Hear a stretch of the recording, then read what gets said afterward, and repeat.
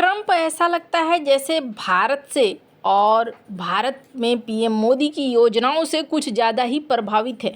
अब अचानक से अमेरिका ने और ख़ास तौर पे डोनाल्ड ट्रंप के नाम पर एक वेबसाइट लॉन्च की है जहां पर जेनरिक दवाएं सस्ते में मिलेंगी। अब ये भारत और अमेरिका के डील का भी परिणाम है। आपको पता होगा भारत जेनरिक दवाओं का एक अच्छा खासा विक्रेता रहा है और अमेरिका में भारत की जेनरिक दवाएं बहुत ज़्यादा बिकती हैं। काफ़ी खुश होकर लेविट ने इसका ऐलान किया। स्क्रीन पर आप सुन सकते हैं।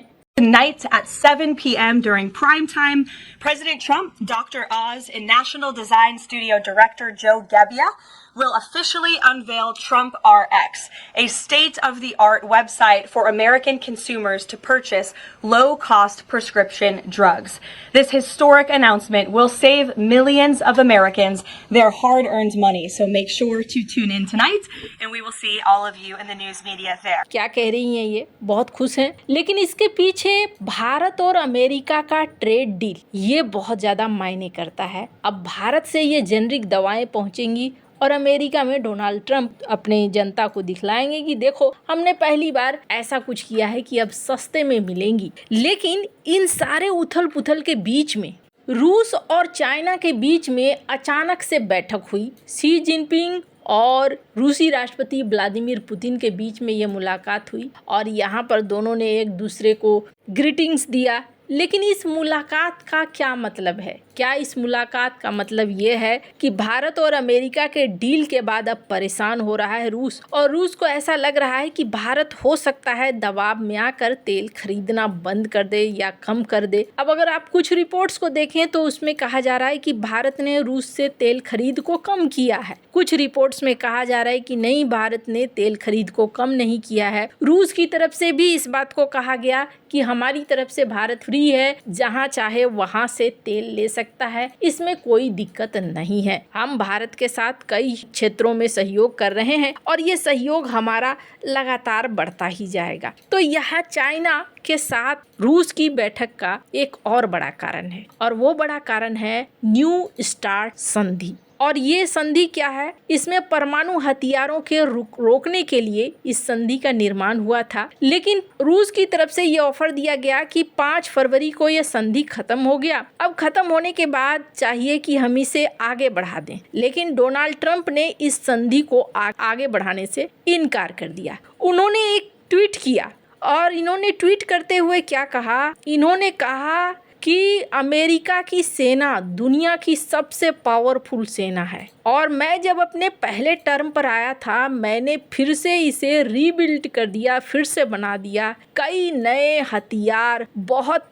पुराने न्यूक्लियर हथियारों को भी बदला गया है। मैंने स्पेस फोर्स को भी ऐड कर दिया है और अब हम कंटिन्यू कर रहे हैं, रीबिल्ड कर रहे हैं अपनी मिलिट्री को कई लेवल में, जैसा लोगों ने पहले कभी नहीं देखा होगा। हम अपने नौसेना में बैटलशिप को जोड़ रहे हैं जो 100 गुना ज़्यादा पावरफुल होंगे पिछले वाले की तुलना में, उनके तुलना में भी जो वर्ल्ड वॉर 2 में इस्तेमाल हुए थे। लोआ, मिशोरी, अलबामा, अदर्स, ये हम जोड़ते जा रहे हैं। फिर उन्होंने वो राग भी अलापा कि हमने न्यूक्लियर वॉर जो स्टार्ट होने वाला था भारत पाकिस्तान के बीच में, ईरान इजराइल के बीच में, रूस यूक्रेन के बीच में, हमने रोका। लेकिन अब न्यू स्टार्ट संधि जो कि बहुत बुरी तरीके से डिजाइन किया गया था, इस डील को हम नहीं आगे बढ़ा सकते हैं। इस डील के बनने के बावजूद बहुत सारी नियमों को ताक में रखकर देशों ने अपने लिए हथियार बनाए। ऐसे में अब नहीं होगा।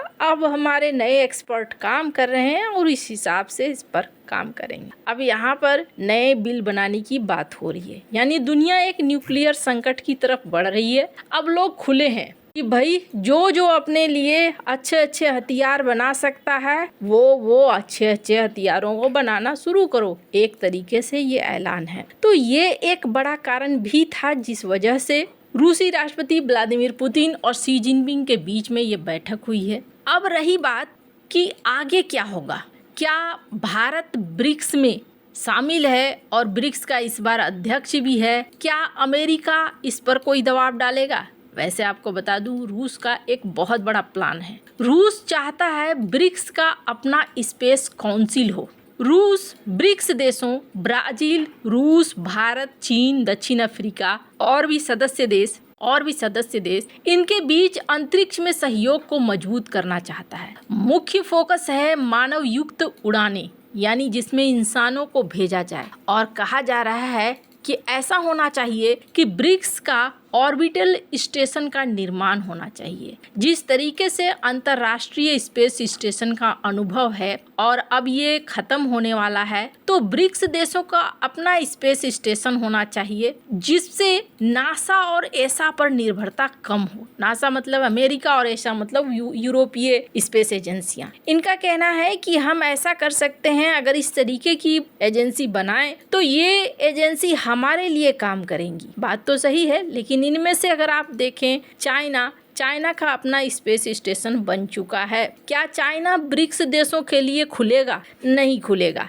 चाइना यही चाहेगा कि मैं ही सर्वशक्तिमान रहूं। रूस का यहाँ जो इरादा है वो इरादा बहुत अच्छा है। रूस चाहता है कि ये जो ध्रुव बन रहे हैं, एक तरफ अमेरिका, दूसरी तरफ चाइना अंतरिक्ष में बहुत तेजी से आगे निकले जा रहे हैं, वो ना हो, बल्कि ब्रिक्स देश भी बीच में आ जाए। लेकिन चाइना इस चीज को बहुत अच्छे से समझता है। इसका अंदाजा आप ऐसे लगा सकते हैं, ब्रिक्स देशों में रूस का पलड़ा बहुत ज्यादा भारी ना हो, इसलिए चाइना तुर्की को भी शामिल करना चाहता है। अब तुर्की एक बार फिर से, पिछली बार ब्रिक्स से रिजेक्ट हो गया, लेकिन एक बार फिर से तुर्की कोशिश कर रहा है कि अब ब्रिक्स में उसे शामिल कर लिया जाए। और सबसे अजीब बात क्या है, तुर्की जो नाटो का मेंबर है फिर भी ये चाह रहा है, और नाटो में भी रहना चाह रहा है, ब्रिक्स में भी रहना चाह रहा है। हालांकि ऐसा होगा नहीं अगर डोनाल्ड ट्रंप नाटो को महत्व देते हैं तो। लेकिन एक चीज और भी दिख रही है कि नाटो धीरे धीरे टूट रहा है, ऐसे में तुर्की अपने लिए ब्रिक्स में जगह ढूंढ रहा है। ब्रिक्स की जहाँ तक बात है, आने वाले समय में ब्रिक्स एक बड़ा प्लेटफॉर्म बनेगा और दुनिया में कई देश हैं जो अंतरिक्ष की तरफ भाग रहे हैं, चाहे वो बात करें ब्राजील की या भारत की, तो यहाँ पर बहुत तेजी से ये देश अंतरिक्ष तरफ निकल रहे हैं। ऐसे में रूस का ये चाहना कि इनका अपना स्पेस स्टेशन हो कोई बुरा नहीं है, पर सवाल ये है कि इनसे पहले और भी कई चीजें हैं जिसे हल करना होगा। डोनाल्ड ट्रंप का अगला वार कहां पर होगा और डोनाल्ड ट्रंप फिर ब्रिक्स को लेकर क्या सोचते हैं, ये बहुत ज्यादा मायने करेगा। भारत की बात जहां तक करें तो भारत ने ब्रिक्स का इस्तेमाल एक बार फिर से करना शुरू किया है अपने उद्योगों के लिए। अभी भारत का मोड क्या है, स्क्रीन पर एक आर्टिकल देखिए। भारत का मोड अभी ऐसा है कि भारत किसी भी संस्था को एक मिलिट्री संस्था मानकर इस्तेमाल नहीं कर रहा है और न उस दिशा में जाना चाह रहा है। ब्रिक्स का गठन भी हुआ था इसलिए कि इकोनॉमिक तौर पर एक दूसरे की मदद कर सकते हैं, और ऐसा ही भारत कर रहा है।